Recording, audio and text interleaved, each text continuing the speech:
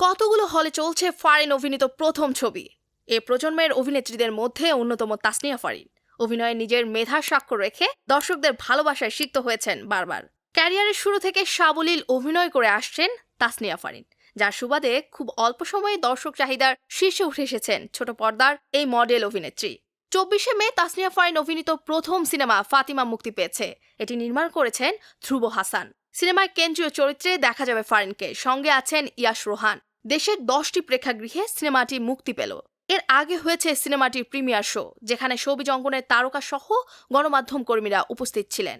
8 বছর আগের সিনেমার নির্মাণ হলেও সিনেমাটি দেখে প্রশংসা করেছেন সবাই।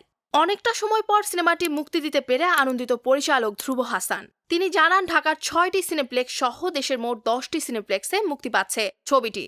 তালিকায় আছে স্টার সিনেপ্লেক্সের Bashundhara city, Mirpur Sony square, মহাখালীর এসকে টাওয়ার শাখা, কেরানীগঞ্জের লায়ন সিনেমাস, শ্যামলীর শ্যামলী সিনেমা ও যমুনা ব্লকবাস্টার। ঢাকার বাইরে ছবিটি দেখা যাবে নারায়ণগঞ্জের সিনেস্কোপ, চট্টগ্রামের বালি অর্কেড, সিলেটের গ্র্যান্ড সিলেট মুভি থিয়েটার, সিরাজগঞ্জের রুট সিনে ক্লাবে। ফাতিমা সিনেমায় ফারিন ইয়াশ ছাড়াও অভিনয় করছেন পান্থু কানাই, তারিক আনাম খান, শাহেদ আলী সুজন। চলতি বছর ইরানের 42তম ফজর আন্তর্জাতিক চলচ্চিত্র উৎসবে পুরস্কার পায় ছবিটি।